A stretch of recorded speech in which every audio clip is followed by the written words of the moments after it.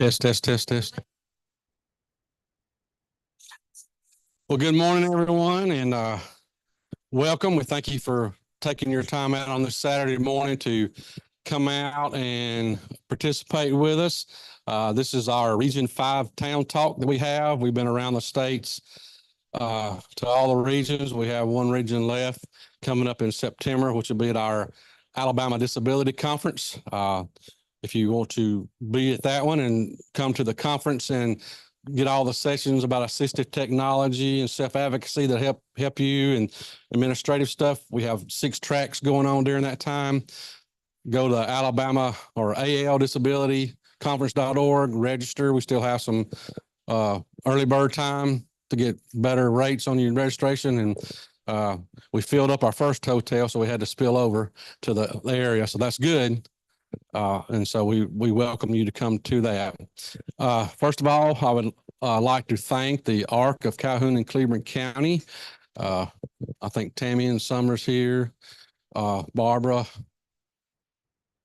Christy, is that right? Kristen, okay. For setting this up, all our staff and board members for allowing us to come in, and Elise is here. To come in and set up these nice refreshments and invite us into their home to present this material to you. A few things before we get going. The way we do things this year at the Town Talks, that's what it is. It's a talk. Kim and the ladies on the panel up here will be discussing things just like they're sitting in your living room talking to you. If you have a question, raise your hand. I'll bring you the hot mic and let you answer the question. And we do that because we can hear you in here, but the people that's out live on YouTube and Facebook will hear an answer, but they won't hear the question. So we try to make sure they hear that. So that's and your participants, it's like a TV talk show, and you're the participants, so you chime in, raise your hand, ask a question, and no question is not important. Okay. I mean, it's any question that pops in your head you think you need to answer for, we'll try to get it for you during this time. The other things, they have prepared a lot of good refreshments. If you didn't have time to get it before, anytime as we're talking and going through this, don't feel embarrassed. Just get up, go to the back, grab you a snack or a drink, come back and have a seat and listen and enjoy it. And the other thing is, if you have a phone with you, you're not going to miss anything for about an hour and a half now. Just vibrate it down so we don't interrupt anything, okay? Whatever comes through, you can get it later. And the other thing is, if you have to use the facility, the best place, I guess, is go through this back door right here to my left, your right. The first one's right there. But once again, thank y'all for coming. Today's host is our family outreach coordinator, Kim Spangler. I say she has many personalities. She says she has many hats. Hats, personalities, same thing. Okay. Today you'll see her professional hat, her mama hat, and her sibling hat. Okay. Personalities. There's one personality to watch out for. And that's the ones, if you ask a bad question, you'll get the one that her husband gets all the time when she says, get out. Okay. But we hope we don't see that. But I'm fixing to turn it over to Kim and she'll introduce the panel. And thank y'all for coming. And it's time to talk. Kim, take it over. Thank you. Thank you all for being here. I know that there's many different ways you could spend a Saturday, and you chose to come here to absorb more information and hopefully take the information that you get during this time and share it with other people that may need to hear about, learn about, or ask more questions about the information you receive here. So we appreciate your time, and I'm going to try to be as respectful as we can as we go and make sure that we end on time, but also give you enough time to ask the questions or have the discussions that you want to have. So when we do these town hall talks, we always invite guests, because I don't want to act like I know everything about everything, because I don't. And there are always other people who are experts in that particular area that we like to bring along and just hear from them. And so this one's kind of focused on transition. We've done many, many town hall talks throughout the last 2 years, and each one has a different highlight, but they all cover the same thing. And so transition is going to be highlighted. during this town hall talk. So we're going to spend a little bit more time on that. But at the same time, we'll talk about things that pertain to adulthood and senior living, and even the littles that are going into school and just starting out. So I hope you enjoy this time. We've got Courtney Dotson with VR, and she's going to tell you who she is, what she does, how she does it, and all the new latest and greatest, and you'll see some of that information up there. And we also have Miss Shannon Romano, and many of you already know her because she's from this area, but she works as the transition coordinator for our local schools. And so she's going to be speaking to you from that perspective. So we're excited to get going. We're going to talk about the waiver program a little bit. We're going to talk about updates on guardianship reform, and we're going to talk about the CWP in particular, because that's Alabama's newest waiver. And so any questions you have pertaining to any of that, let us know as we go. So we'll get started with Miss Courtney, and we will hear what she has to say. All of you who have a question, feel free to ask. Just please wait on us to get the microphone to you. Raise your hand and we'll get it to you. You can just raise your hand in the middle of our sentence and we'll bring you a microphone. All right? Sound good? Okay. Well, good morning. I'm so excited to be here with you guys to talk to you about the Department of Rehab Services. Again, my name is Courtney Dotson, and I'm here on behalf of the department and our commissioner, Commissioner Bertashaw. We're excited to be able to share some of our new updates and policies within the agency. I'm going to share more about the transition related ones. And most of you guys have probably heard of the Department of Rehab Services. It may be called VR or Voc Rehab. So if you hear VR or Voc Rehab, that stands for Vocational Rehabilitation Services. And we offer transition services, and in the beginning of the transition phase for students who are in ninth grade or 16 years of age, whichever comes first, we offer pre-employment transition services. And you'll see that on the FAQ sheet that we have posted. And I have my cards here. So if you guys have questions, I'll take them. If you don't think of the questions today and you have more questions of something that I'm talking about today, I'd love to talk to you over the phone, have a meeting, get you set up with someone in this local area. We have an office in all throughout the state of Alabama. We have offices and services that we offer all throughout the state. Here in this area, it's in Anniston, and Marianne Livingston, she's the unit supervisor for this area. Most of you guys, we work with Dr. Romano with our school systems. We have VR counselors, Voc Rehab counselors housed in all of our high schools throughout the state. So if you have a student who's interested in our services, we already have vocational rehab counselors housed in your school systems to offer these services that I'll talk to you more about. So basically what our services are, they're intended for eligible individuals with disabilities. We offer an opportunity for individuals to come to us, whatever way that you can get to employment and you're eligible for our services and you're interested in going to work. We want to exhaust every avenue that we can to help you get to your maximum potential in going to work, whether that's through job training, whether that's through college training, pre-employment transition services like going to work, trying out a job. The meaning of our pre-employment transition services, we have 5 that we offer throughout the state, and those 5 are listed here.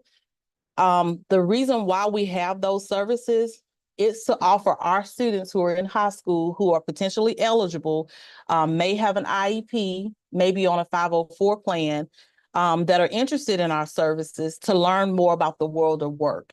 What we've learned in working with transition is oftentimes it's a pivotal point. When you're in the 18 and you're about to go out into the world of work, we want to, prior to you going to work, while you're in high school, learn more about the world of work.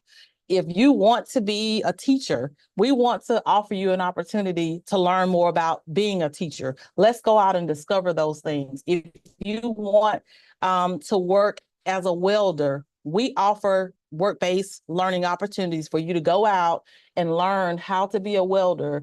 And you may get out there and say, I no longer want, that's too much for me. I want to try something else. So in ninth grade, we may teach you about welding. In 10th grade, you may learn some work-based learning skills about janitorial services or customer service. So we offer an opportunity as for you to learn early on about the world of work so that when 18 hits and it's time for you to leave high school, or 21, that you're not afraid or you still don't know what you want to do.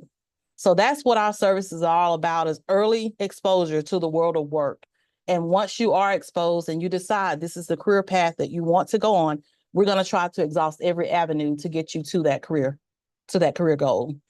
One of the things that we've been talking to a lot of groups about are our new policy updates with college training.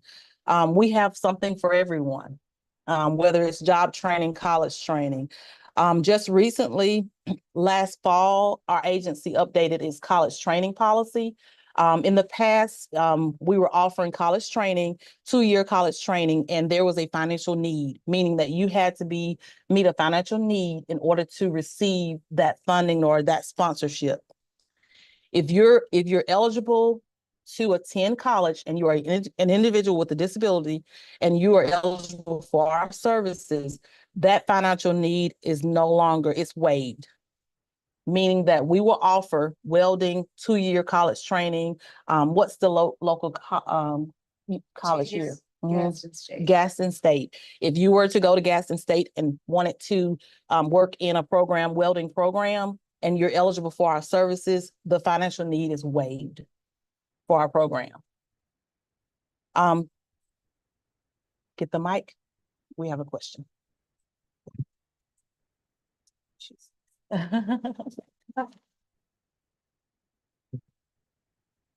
My name is Jolene Walken, and I just want to ask you, okay, let's say like if you get a job, does it mess with your income and all that?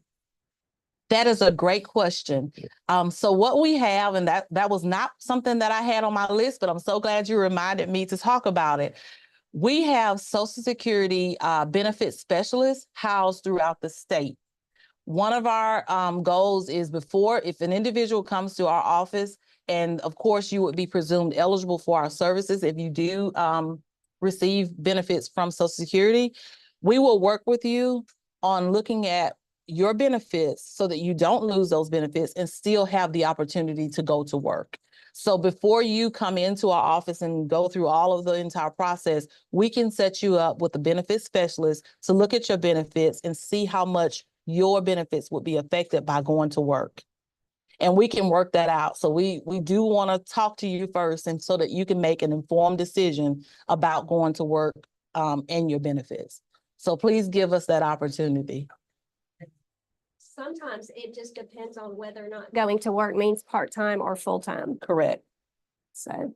Hi, I'm Janet with the ARC of Clay County.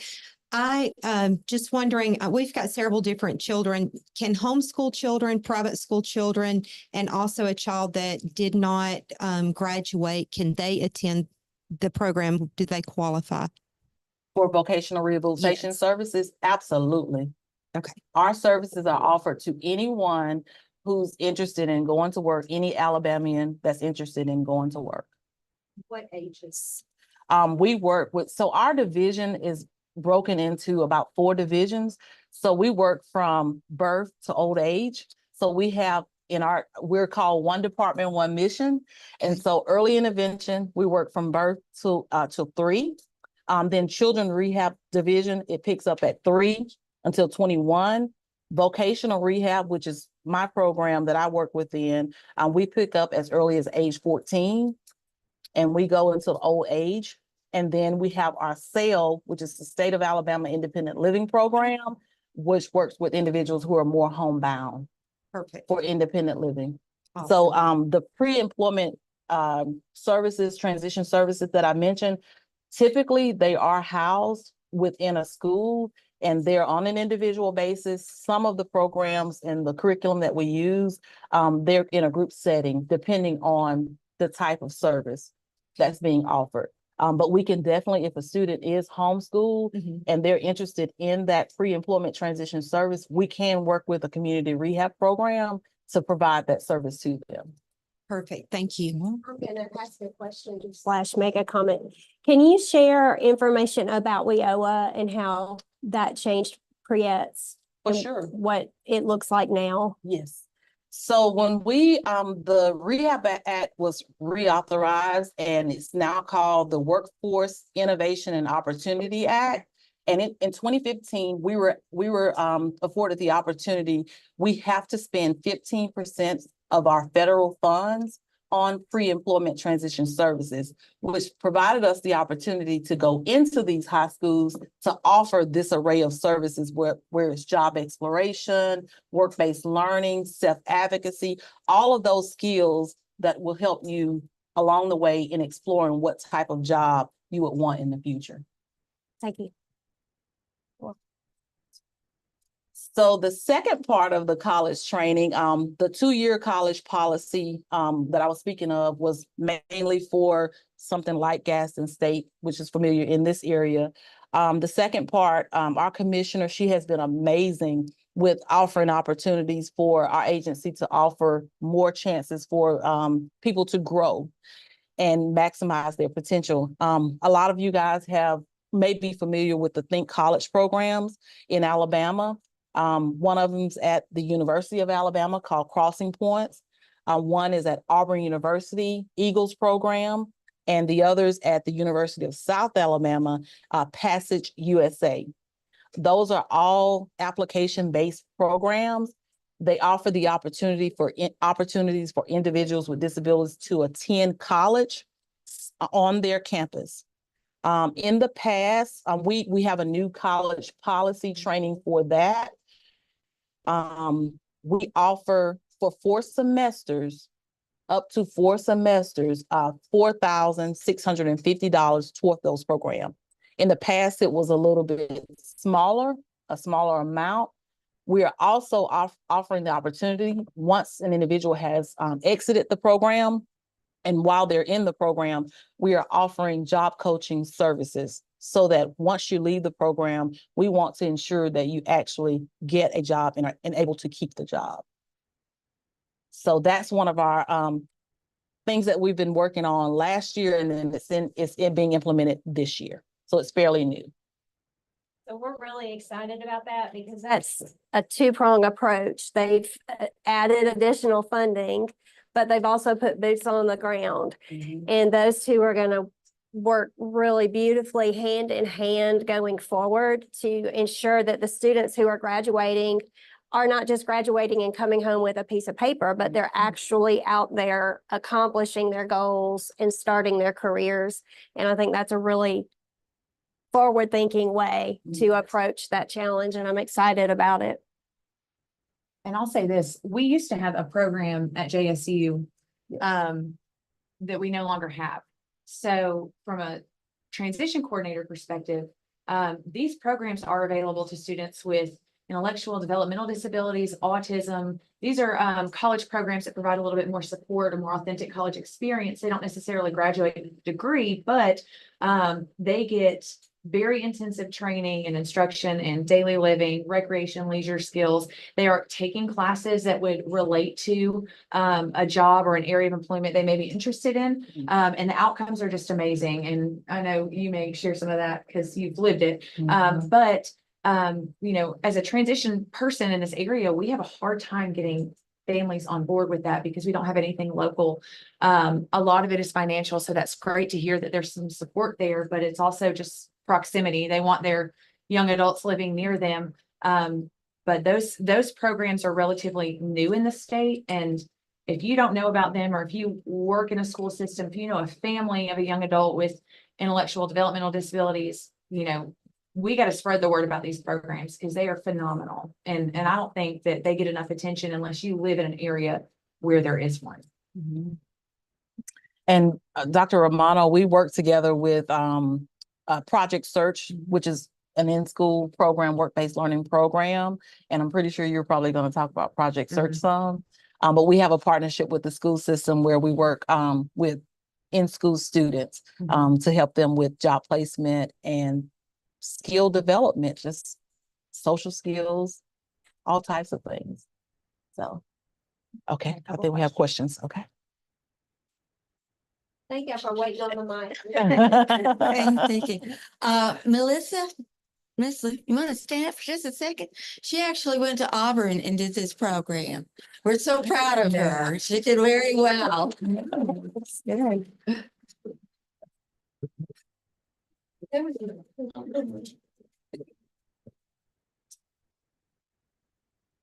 Yeah, my question is, I know some individuals that are intellectually handicapped and would like to work, but they don't have a way to get back and forth to work. Is there a program that helps to get them to a job if they do get a job daily to go to it and get home? So with vocational rehab, like I said before, we will exhaust every opportunity that we can to get people to work. Anything like transportation is definitely provided on an individual basis. So we would need to meet with the consumer to learn more about their situation, where they live. We just had a situation with consumers that we're working with Project Search, and we just worked it out. We are just exhausting every opportunity that we can get to get the individual. Everybody's situation will be totally different. So I'd love to talk to you more about finding out more about the individual you're speaking about and getting them the appropriate information. I'm gonna put my advocate hat on real quick. If you want to contact your legislators about the challenge of transportation for this population, especially in the state, we know Senator Madison Coleman is currently trying to get a bill passed that would streamline some of the funding so that it doesn't appear and then go away, but that it stays. And so if you want to be a strong advocate, please contact Senator Madison Coleman and tell her that you support that bill and we want it to go forward and utilize the money that we do have. It's just not being spent that way for transportation. And that is a huge barrier in our area. That is a huge barrier. You know, what I do is work with families on if they're eligible or good candidates for the Project Search program. Some of my schools are very rural. I mean, Ohatchee is out there, White Plains is out there. You know, it's difficult to try to find, you know, other students that are interested or eligible for the program that they might be able to carpool with. Then we do have the bus system here, the AX bus, but they don't go out to those more rural areas. So, you know, we work really hard, specifically in the Project Search program, to try to coordinate, okay, can you at least get them to a bus stop or can they ride with a friend to a bus stop? That is a huge obstacle in our area for employment.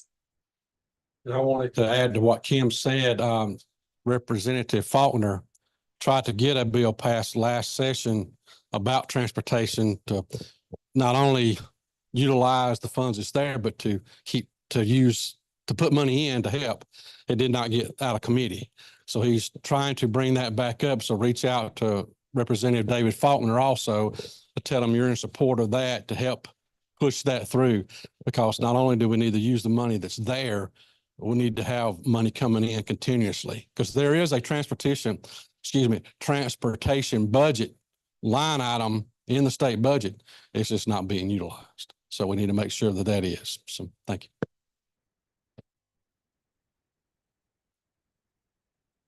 Any more questions before we go? All right.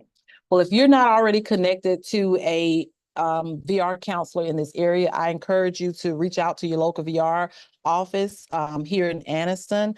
I welcome any questions once we're done or throughout this whole process.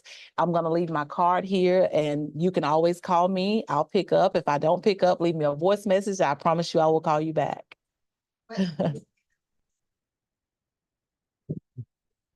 Okay, y'all said y'all help the people with assisted living when they stay by themselves. So y'all help the ones that wants to work to get a way to get to places. Yes. And we have a state of Alabama independent living program that assists with daily living as well. And if you, absolutely. Absolutely. It sounds like you want to work.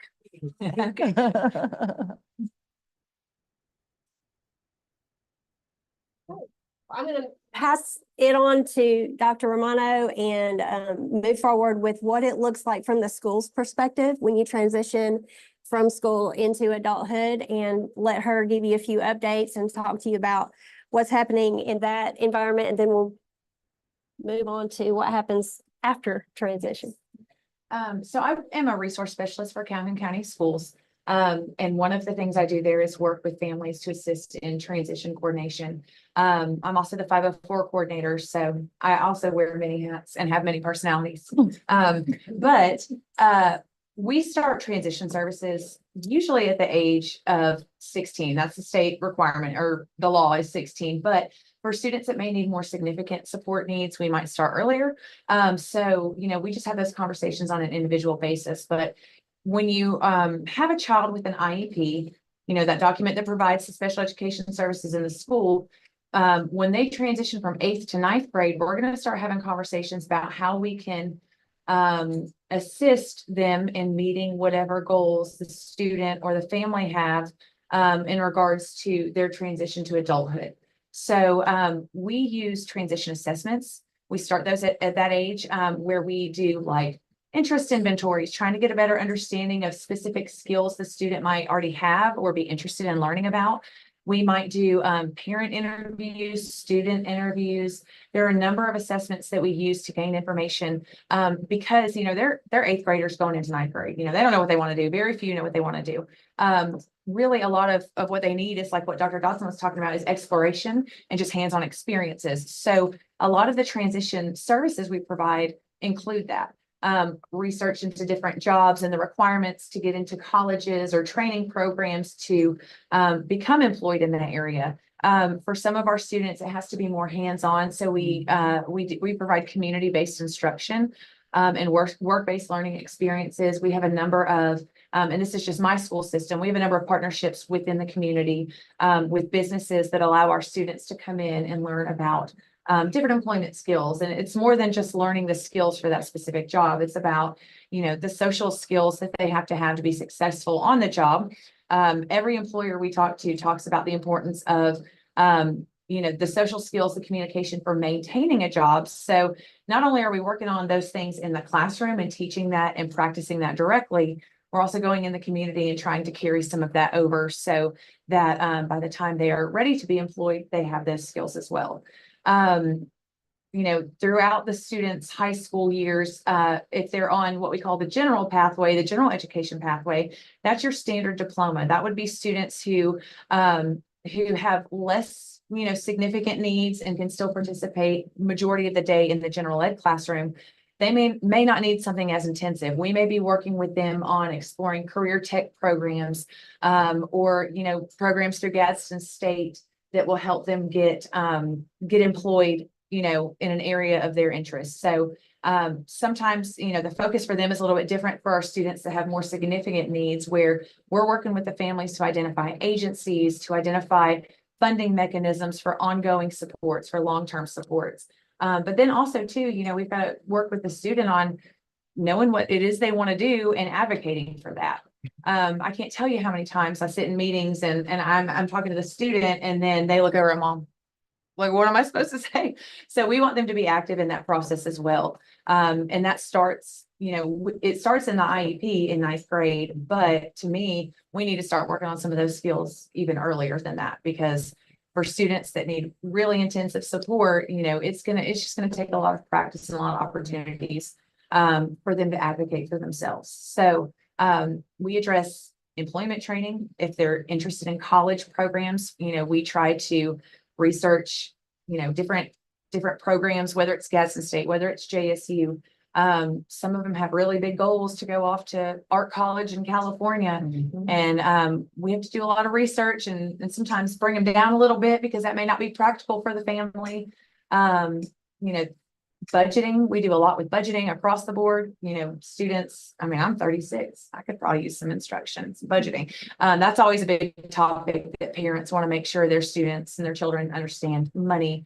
And then, for some of our students who are on SSI who receive benefits, that's a whole nother thing to navigate. So we have we have a lot of conversations about that in the IEP meetings. The IEP meetings at the high school level look a lot different than they do when they're younger, because the focus really is transition, is supporting them and the family and how they can meet those, post-secondary goals, whether that's living with a roommate, or even if they're going to live with mom and dad, if that's the family's goal is for them to remain at home, how can they be independent in their own home? What do we need to work on so they can be, as independent as possible within their homes? I work a lot in Calhoun County with trying to connect families to different agencies. And if you're from Calhoun County, we don't necessarily have a lot of agencies. We've got the ARC, we've got ADRS, but Birmingham, Tuscaloosa, there's a lot more available to bring into the IEP team. So we have to start very young with trying to make those connections, because what I've learned in my time working in education, a lot of my families are in survival mode, especially those kids who have behaviors, who need more intensive support. They're living day by day. And we only meet with them once or twice a year to go over the IEP. When I tell them something about, hey, there's this agency that can support you, or there's this waiver your child is eligible for, this is what you have to do to get those services. The school system can't do that. It has to be you to initiate that. It's really hard for them to take that, to process that, to find time to follow through with that. That's a huge barrier that I come in contact with, because by the time they're 18 and they're ready to graduate, or if they're eligible until 21 and they're about to leave, it's too late. We were talking about that beforehand. It's too late to start that process. So I work really hard with the families who are eligible to receive those services to help them navigate that process, because it is daunting. It's very hard. So I'm putting my mom hat on now and thinking back and remembering those high school IEP meetings. I didn't know at that time, when Colby was in 9th grade, what questions to ask. Yes. So give the audience some ideas of topics that should be included and discussed when you're going into high school in an IEP meeting. What should the families discuss in the IEP meeting? Well, I think, what are the individual's goals and what are the family's goals? Because a lot of times those are not the same. At the Crossing Points program I worked with, and I think Colby was this way too. He was adamant he was going to live by himself. I had another student, he was adamant he was going to live by himself, but the family didn't necessarily see that he would be able to live independently. So we had to kind of work together to try to find common ground between them. So, we need to have a lot of discussion in the IEP meeting about families' goals versus the individual goals and what's realistic. And sometimes that is having a hard conversation with that family. No, your child can be independent. It's scary. I know it is. They can be independent. So, trying to find a common ground a lot of times between the family and the student. And then sometimes you don't have students to advocate for themselves. So leading up to that IEP meeting, the teacher should be having conversations with the student for how they can share that information in the IEP meeting. A lot of times, because I was a classroom teacher for years, I didn't know about the waivers. I didn't know I still don't know a lot about SSI. But I didn't know to tell my parents the process can start at 14. You've got to call this 1-800 number. I can't call it for you. Here are the documents you're going to need. They're going to need an updated IQ by the age of 19. I didn't know to give them that information as a teacher. So a lot of times, if the kid now is 21 and the teacher none of their teachers knew that information, they just didn't have it. It's not that they were withholding it. It's just they aren't knowledgeable of these processes. So, if you have that information as a parent in the meeting, talk about, hey, they're receiving SSI.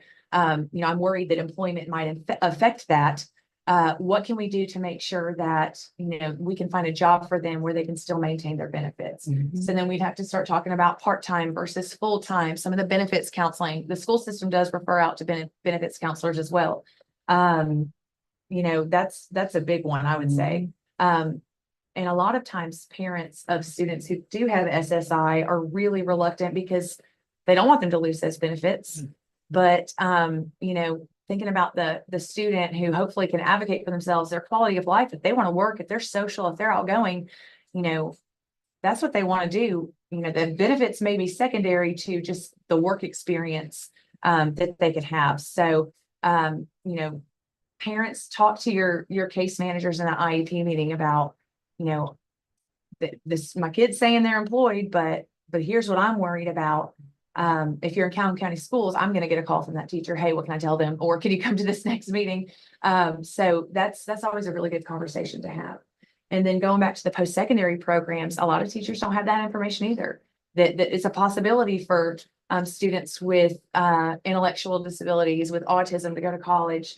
So, used to in some of those meetings, I can remember like when I was in the classroom, if one of my students in a self-contained setting said they wanted to go to college, but they didn't have the credits to do that, there weren't programs for that. So it was, okay, you want to go to college, but you don't meet criteria to get into a college. That's heartbreaking for the teacher. That's heartbreaking for the parent to hear. That's heartbreaking for the student that has those goals. There are programs now. So, talk about the reality of college in those IEP meetings, if that's what your child's goal is. I'm excited. I'm taking notes too. I'm excited to hear that there's funding mechanisms for that, because for a long time there weren't. So it's in what? They were tiny. Yes, okay, okay. And another thing too, parents need to start having conversations. The transition from, or the age of majority in Alabama is 19. And we start talking to our parents in Calhoun County Schools about that really at the age of 16. Because like I said, a lot of times when parents are just grinding in parenthood and they're trying to meet their kids' needs and they got other kids in the home, this seems like something you can put off. But at the age of 19, those educational rights are going to be signed over or be handed over to the child. And for some students, they're going to be okay making decisions on their own. For others, they're not. I always tell my parents from an educational standpoint, when parents say, well, what does that mean? Well, they can terminate their special education services. And then the parents are like, oh, no, they got to have these. And yes, they do have to have these. So, and then there's all kinds of legal and medical ramifications from that. If a parent feels like their child is not able to make decisions for themselves or will need support in making decisions, and they have not met with an attorney to get that process in place.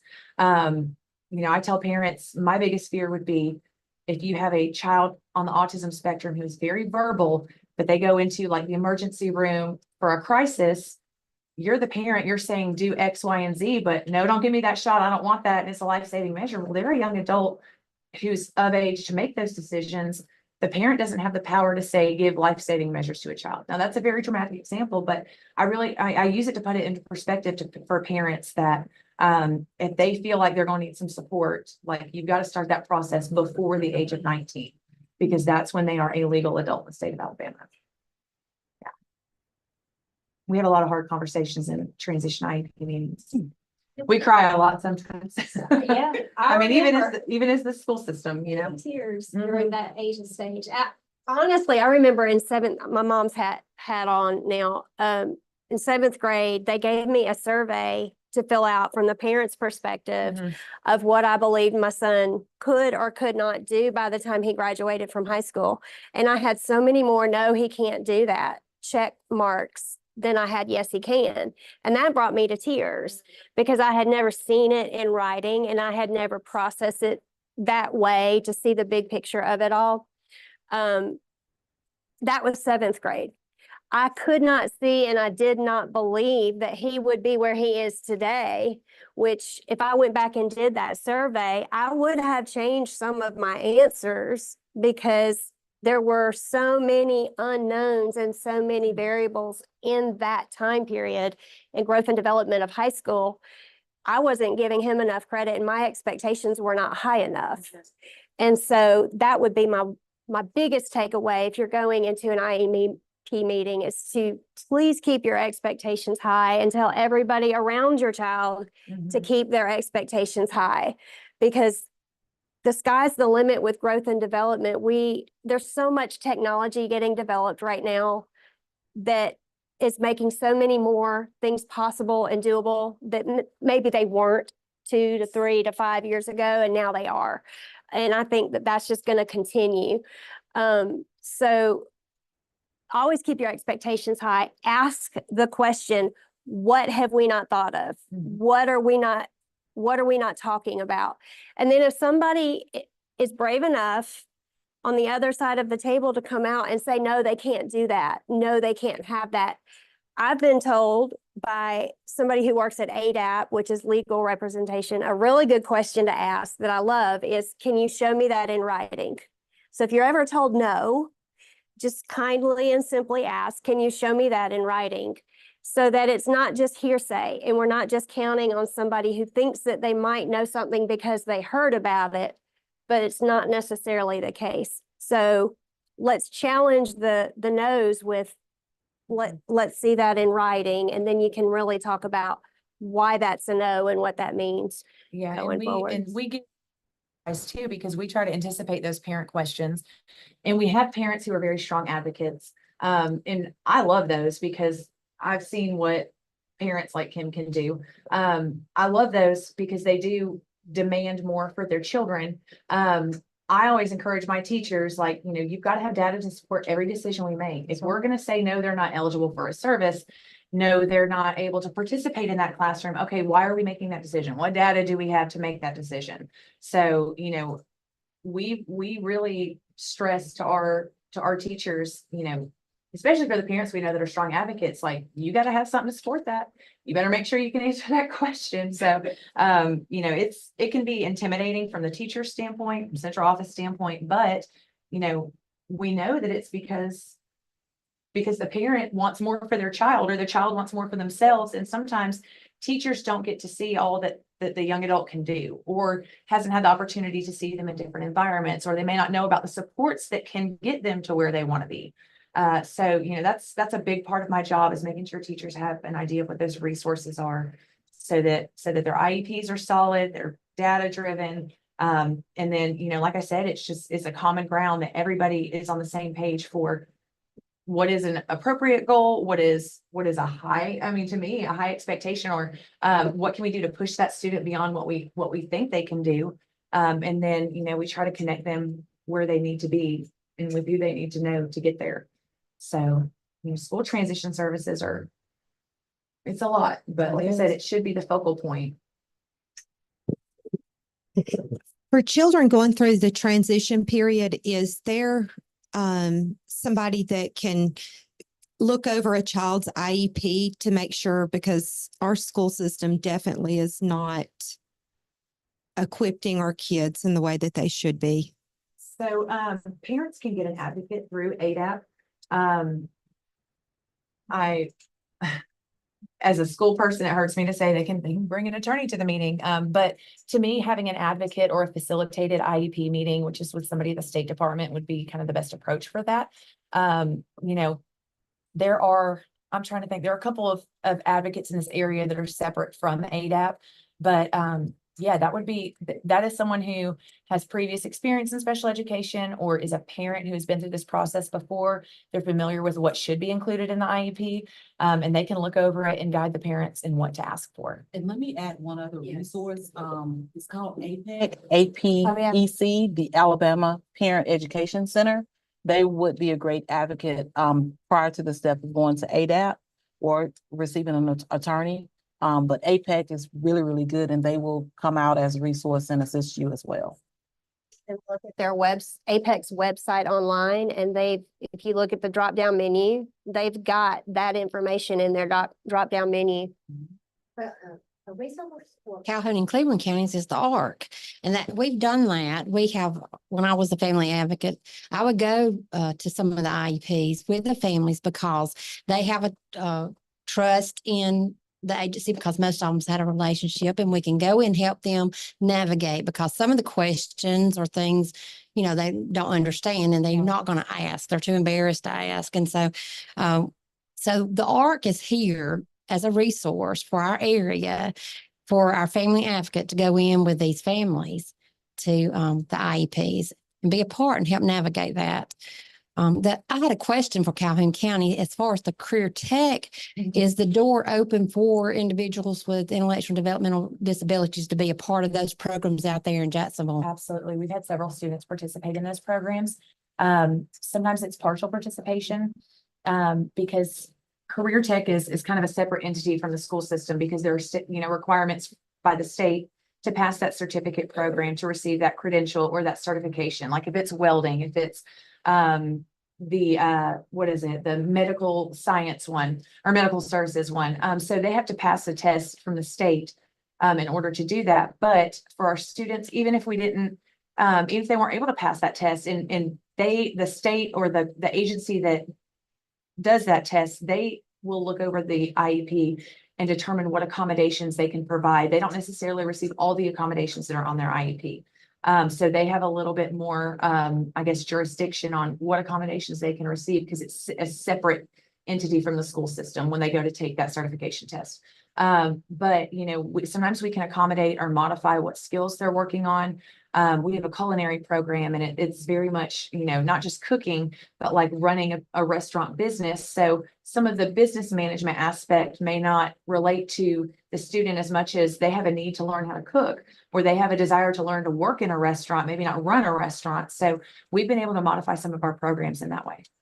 Mhm. So on vocational rehab side, as far as in the school, and that you start the assessment process, you know, sometimes like, or most times the children or kids or family doesn't really know what the strengths are of the students. So do y'all start with assessment tools to help them navigate what the strong points are for them?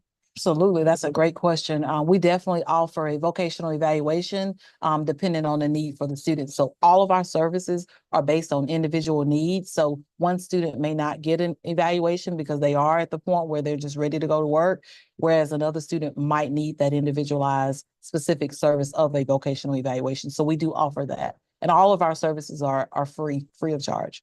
And is there a college evaluation too? Something they do to look at what they might need to be successful in college? We offer an evaluation for college accommodation. Okay. Actually, this week, we just had training from the AHEAD program. Most of the universities and colleges have come up with a mechanism for students to apply for accommodations while they're in college. And what we have in the past learned is that the universities want this specific evaluation within this many of years, within the past 3 years or 5 years. That is no longer the process. So we have some guidance that we're going to be getting out soon between now and the transition conference in March about that process. So it's going to look different. One of the things that we learned is sometimes people will do an evaluation in high school and someone is on the spectrum, autism spectrum. Well, the autism spectrum is not going to change. So there's no point in reevaluating for something that specific. If you need those services or an accommodation in college, if you needed it in high school, you're probably going to need it in college. So we have been looking at that so that we don't take people through these long tests that is the same thing that they would be using in high school as they would use in college. So we will get some guidance out on that, but we definitely do offer testing and evaluation if it's for a job or if it's for college. We definitely will do anything to offer whatever we can to exhaust the avenue to get you to your maximum potential. And I do want to add to your question, you know, they told you to go to ADAP, to use the ARC and use all those resources. That is correct. But you as a parent, your job is not just to take that IEP from that team and sign it and give it back. It's your job to look it over and make sure that what they're doing is best for your child.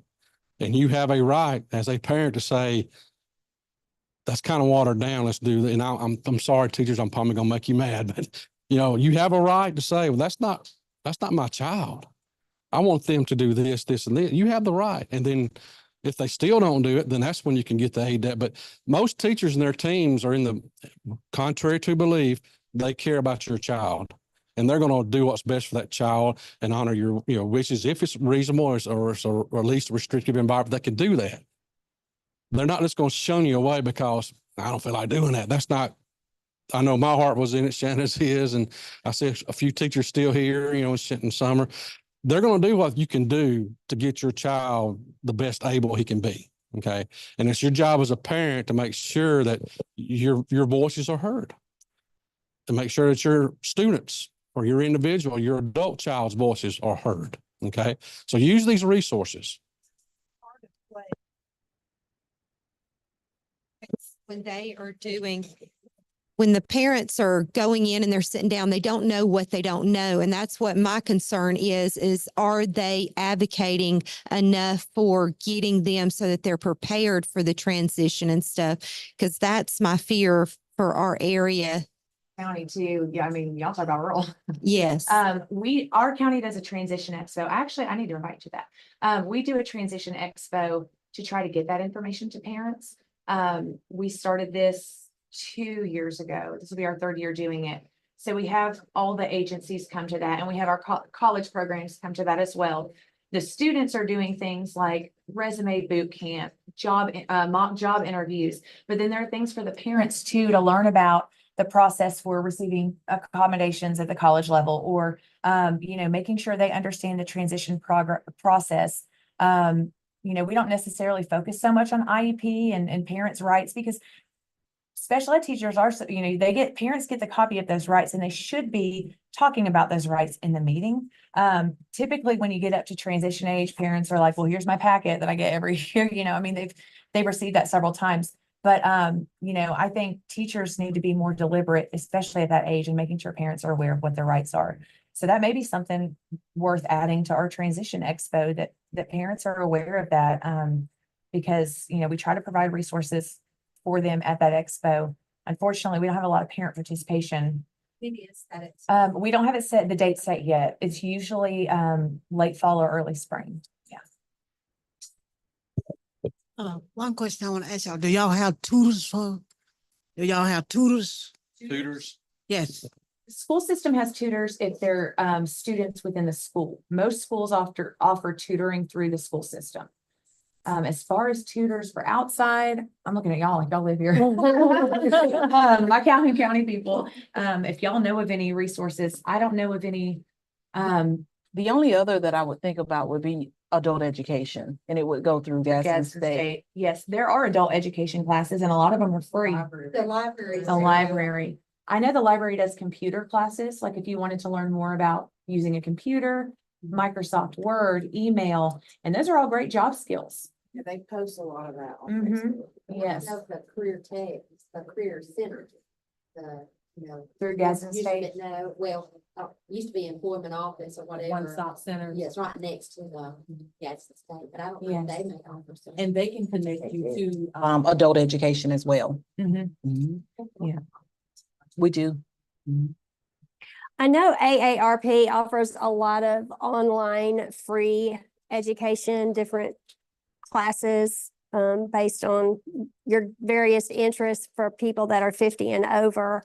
So if you're 50 and over and you want to utilize some of the free education online through AARP, I would highly recommend that, because it's always there. It's always available. Okay. Any more questions for Shannon or Courtney before we keep going? All right. So I'm gonna tiptoe over into my world, the world of adult services. So transition is done with what I do. Sometimes, we still work with people in transition, but our main focus is on people who are living their adult life all the way up into their senior years. And so we have something, and I really want to highly, highly recommend this. You can go online to the Alabama, now I forgot the acronym, ADCC, the Alabama ACDD. I'll get it right in a minute. The Alabama Council on Developmental Disabilities. They have this purple folder online. And this purple folder has been a godsend for my role in what I do as family outreach coordinator, because they've taken something called the Life Course Tools. If you have not done your research and looked up the Life Course Tools, you need to Google the Life Course Tools. It's lifecoursetools.com. When you pull it up online, it'll say Nexus. That is a wealth of information for families who are raising an adult with a disability, all the way down to a newborn baby with a fresh new diagnosis, all the way through their senior years. So they took the Life Course Tools and they laid out each domain. And by life domain, I'll give you examples of what they're talking about. So they put your daily living and employment into one domain, one life domain. That's one area of focus in our adult lives, right? And then they took advocacy and engagement. That's another area. They took supports to families as its own, community living, healthy living, safety and security, social, recreational, and spiritual. These are all different domains that we step in and out of on the daily in our adult lives. Well, they took those domains and then they listed resources under each of those domains. So if you have a child who has a strong need for supports in the area of social or spiritual, you can open this purple folder and see different resources within that domain. And so I love this resource. I love that the council gave us this. You can get the digital version online. This is the paper version. But what I like to do in these meetings is fill these folders up, or even an IEP meeting, and just put a bunch of resources in here and explain how the folder works, explain the life course tools to the family, and then say, and here's my card. Call me if you have questions, because they will. What I want to focus on with what we do, which is a lot about the waiver system, is that if the person you're supporting or your family member who has a disability wants to receive paid supports, we focus a lot of our effort at ARC chapters on those paid supports. Those are different. They all look different. Different ARC chapters have different avenues of support. It could be something like residential placement. We're talking about something that looks like a group home. That often happens at the aging stage when parents and family have passed and they just need support for living, for their daily living needs. We have Dayhab community programs where they come to a facility, there is an activity there, and then they go out into the community to hopefully make connections and create some social capital within the community itself. There's different early intervention. The Huntsville chapter is very strong with early intervention and autism clinics and diagnosis. In fact, they're branching out and they're creating more clinics throughout the state. So different chapters have different avenues of support, but all of these supports are what we would call paid supports, right? And so if you're not able to pay out of pocket, what do you do? Because those supports can become expensive. You're going to want to look into the Medicaid waiver program system. What does that look like? Right now, there are 1,586 people on the waiting list for these waivers. That is not unusual or unique. Alabama is not behind in that way. Most states in our country have a very long waiting list. We're right in the middle at our day and age of what's being referred to as a care crisis.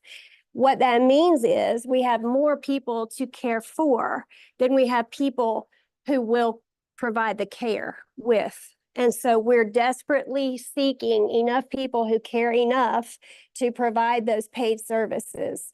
COVID really did a number, as you all got to see play out in front of us on that avenue of support. And so what we look at in the meantime, while you're waiting on paid supports, there's a flyer right over there. It's a little note card that shows you how to get into the waiver system, how to apply for a waiver. And I've got handouts right here I'll pass out for everybody that talks about the differences in the waivers. But what you need to do and realize in the meantime, while you're waiting on those waiver supports, is that you don't have to be left alone on an island with no help and no support. There are ways and resources, a lot of them are listed in this purple folder, to create more natural supports around you and utilize community supports that are nearby. And so that's what our goal is, to help people access those paid supports and then create relationships and develop those relationships socially in their community to create more natural supports. So the way you get on the waiver is you call a 1-800 number. You literally call a 1-800 number and then they ask you questions. Are you eligible for yes or no? And then you will be called and said, yes, you are eligible for, you are qualified for being part of this waiver system. And then you're on the waiting list and they rate these people on the waiting list by area of priority. And so what that means is somebody is in a life crisis, then they're going to get bumped up on the waiting list. For example, if family members pass and there are no family members to step in, then their criticality score gets raised and they get bumped up on the waiting list. And so that's how the waiting list works.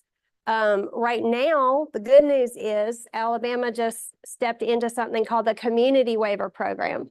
And the Community Waiver Program, I'll pass these out, is good because it has met the need or the gap per se. Thank you.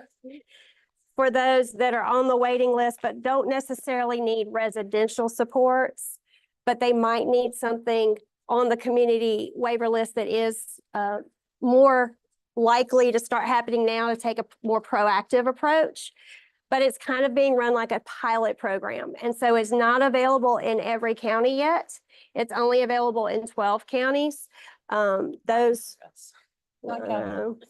counties are Baldwin, Elmore, Houston, Jefferson, Limestone, Madison, Mobile, Montgomery, Morgan, Tuscaloosa, and Walker counties.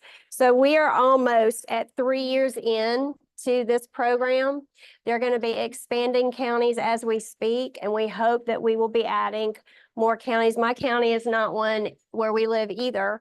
But as we see this progress and meet the needs like we thought it would, we hope and we believe that we will get a much further reaching population numbers on this program. So let me read to you the criteria for the community waiver program when it gets here.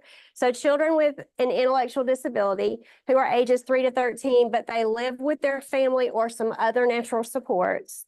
Transition age youth with intellectual disabilities, ages 14 through 21, who live with their family or other natural supports, or 18 to 21 who live independently. Thank you. Working age or older adults with ID, ages 22 and up, who live with family and other natural supports or who live independently. And then individuals with ID 3 and up who are unable to live with family or other natural supports or live independently. And then this is the unique thing about this waiver. This last criteria component here is individuals with ID ages 22 and up who have a minimum of one substantial functional limitation. So that meets a whole new person in these waiver systems that we have not typically been able to serve before because of that need of only having one substantial functional limitation. So you might have somebody with autism that has an autism diagnosis, but they can operate and function the same as anybody else. They might only need help with budgeting or handling their, managing their money. They would qualify for these supports. And that's something that we haven't been able to do before. So we're excited about this program going forward. I just hope that it can grow faster than we've seen so far. So yes. I have a question about this because the criteria for the intellectual disability waiver, I know you're probably going to talk about that, is an IQ of 70 or below. Is that the same for this? We've raised it now to Okay. 72 or below, right? The waiver program for community waiver program is not any different. However, we have made some exceptions for people that when there's not an IQ score available, meaning the IQ test performed would not have been accurate for various reasons. Say there's a traumatic brain injury and the person has been unable to communicate verbally. There are exceptions where they will take something in lieu of that required IQ score. It's very rare, but it happens. In my work with parents, that's a big thing because we had a situation recently where we had a student on the autism spectrum. His IQ, he's verbal, his IQ was below average, but not 72 or below. Significant adaptive limitations. He does not meet the criteria for intellectual disabilities. So that's something I'm trying to work through my families with is, so what, if they can't get this, Mhm. what's out there? We're still working to answer that question. Yep. That, we're right there with you. Yeah. The department is working with CMS on something called the access rule. And the debate for IQ test as a valid eligibility is being had right now.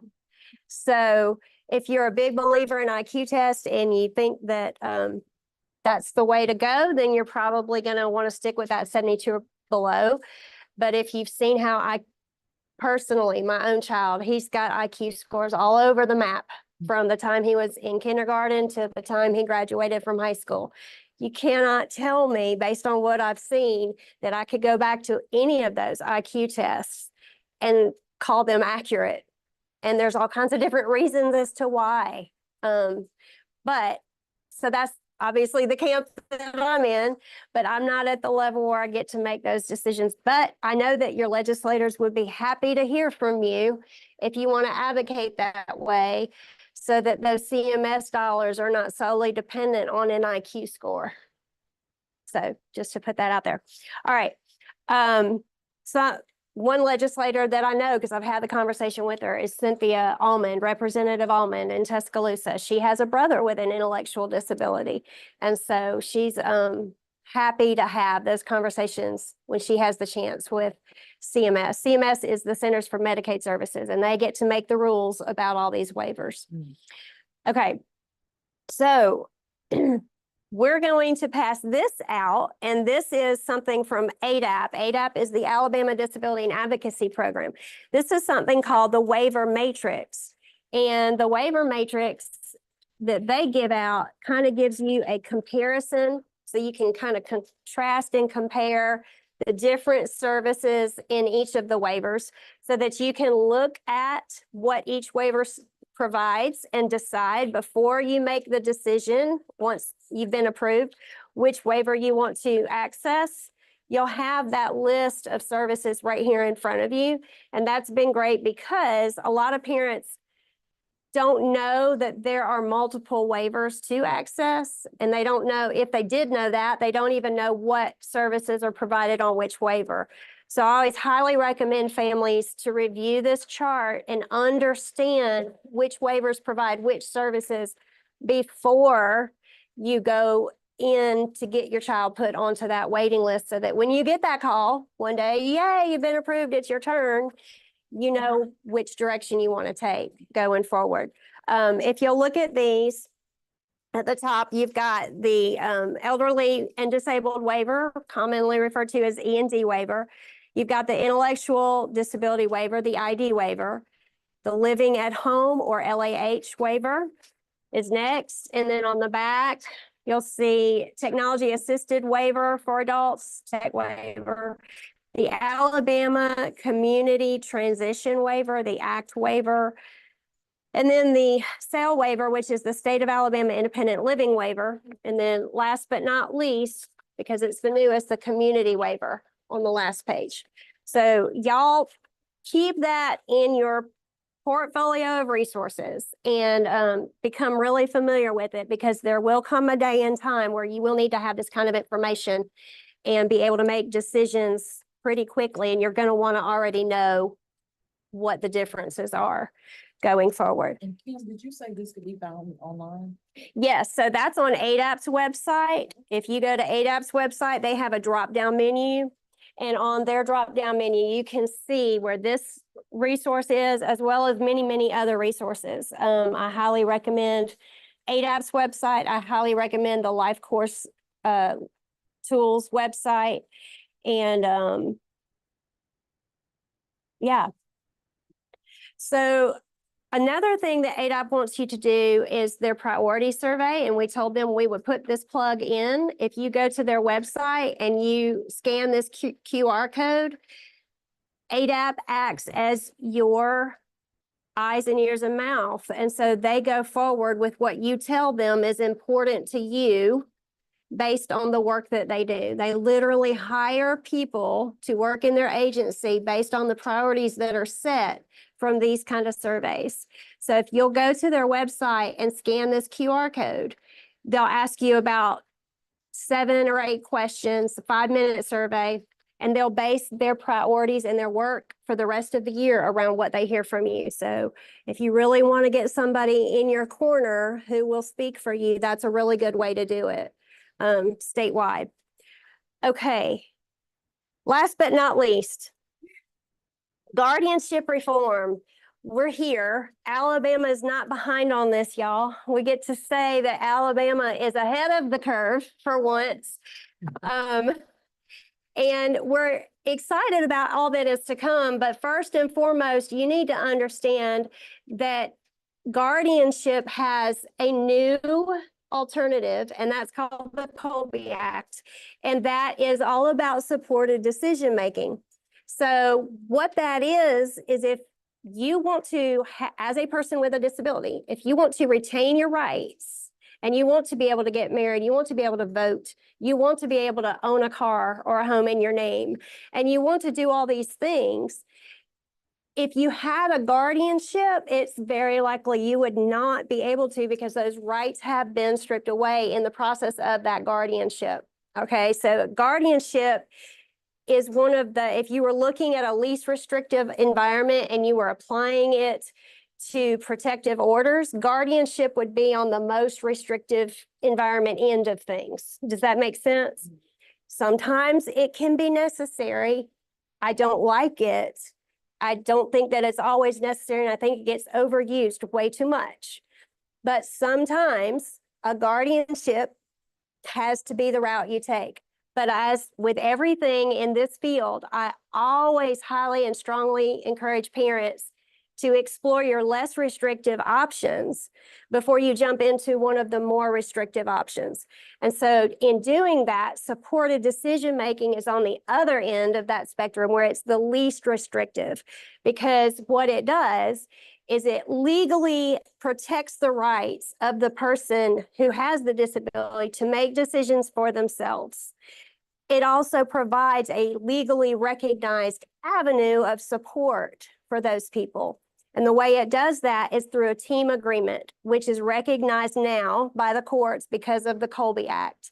And so all you have to do is take a family member or two, or in Colby's case, he's got friends and family. He's got a really big team. But you get your team of supportive decision makers together and you identify them as a member of this team of supported decision makers who are going to support this person in their decision-making process. You have it notarized, which is way cheaper than that thousands of dollars you would be spending on a guardianship. And when and if the time ever comes, there's somebody's challenging their right or their capability to make a decision, you've got the team agreement that you can present and say, oh, but yes, they can. And here's how they're going to do it. And so those people literally support them in any capacity, in any way, as often or as little as needed in a team agreement for supported decision-making. Is that clear as mud? Does that make sense? So what I want to make sure everybody understands with the Colby Act is that it's actually international now, it's global, but it's a national movement, and it's a advocacy movement is what it is, because we're recognizing that we've been underestimating people with intellectual disabilities for years. All we need to do is recognize that they have the capacity to be able to make decisions for themselves with a little bit of support. And so that's something we all do every day, right? We all can go forward and say, like you were mentioning with managing a budget. I'm way older than Shannon. I'm not going to tell you how much older. But we just literally had to sit down and rearrange some things because of Colby's age. Colby's 26 now.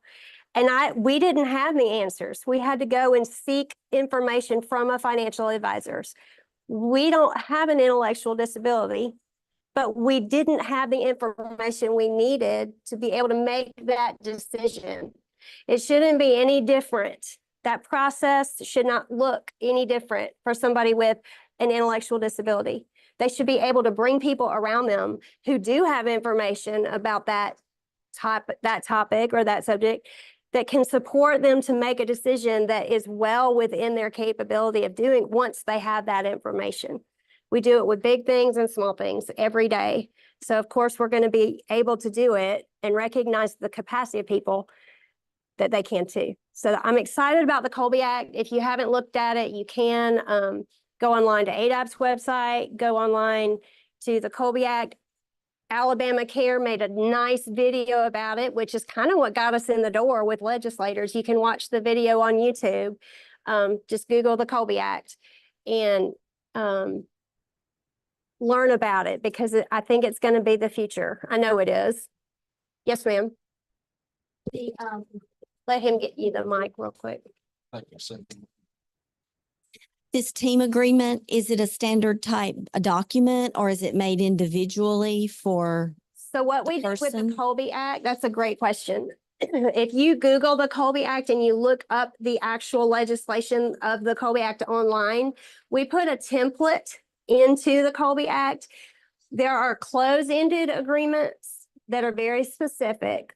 And then there are open-ended agreements that just kind of leave it open to the team and the person being supported. We put a very open-ended agreement template into the Colby Act. So you can download that from online, look at it, fill it out. It's literally fill in the blank format, put the right names and roles, and then you're good to go. Just get it notarized. And basically what it's doing is giving a legal avenue that I'm the person that can help this person, or I'm the team that will be able to help this person. Correct. You get in circumstances where, privacy and so forth, and that just gives that legal standing to where they still have it, but they're acknowledging, I want these people to help me. Correct. So for example, when we take Colby to a doctor's appointment, we've been told more than once, you can't, he has to make that, you have to be the guardian. You can't make this decision for him. Well, frankly, me being the guardian would not have changed what that process looked like, right?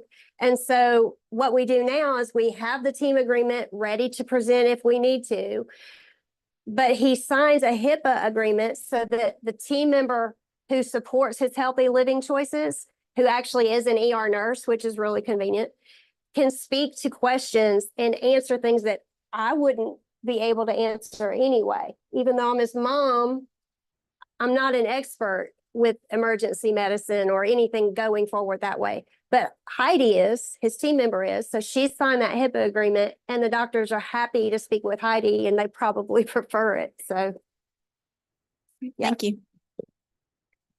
And there's a huge guardianship reform movement, so when you see legislation coming forward here real soon, which you will hopefully by September, the whole process of guardianship in and of itself and how that's accessed in the state of Alabama will soon be reformed. And so we would appreciate your support on that when it gets here. It's going to be, I hope that it's going to be what it has been so far, which is refreshing and a fresh start. So that about covers everything we do. I don't think I've left anything out. I think I've covered it all. If anybody has any questions, let me know. We've got our cards up here. We've got these purple folders. We've got handouts. There's more on the table over here that's a little bit more specific to ARC of Cleburne and Calhoun. I think we're good. Any more questions? Okay, great.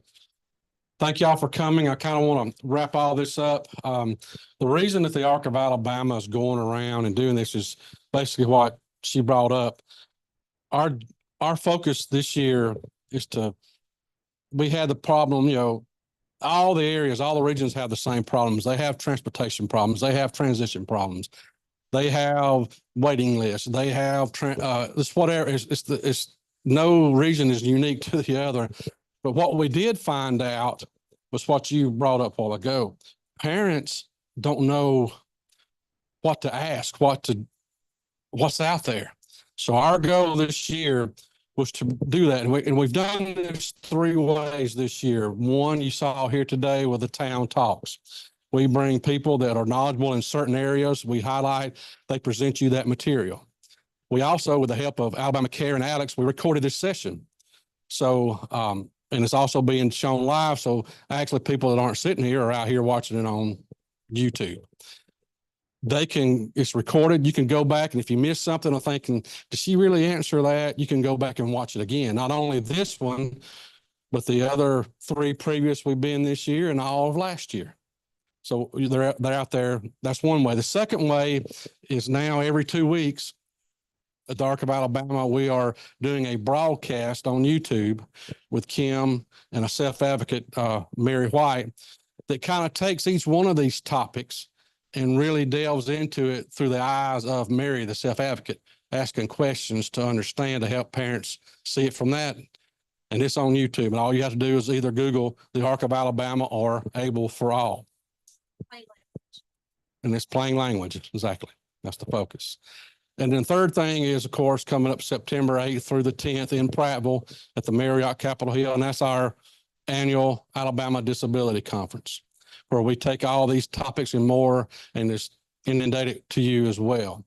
So we're hoping you join that. All you have to do is go to aldisabilityconference.org and sign up. There's ways you could pay for the whole 3-day conference one day, or just come for the luncheon and hear the keynote speaker. Those are in there. So that's the way that we're getting this out to you. So in closing, I want to thank Shannon, Courtney for coming in and sharing the knowledge. Everybody at the Ark of Calhoun Cleveland for allowing us to come in and share this with you. Alabama Care and Alex for Feminists and being able to get it out. We would thank y'all, and thank y'all for coming and asking the wonderful questions you did and being a participant in this.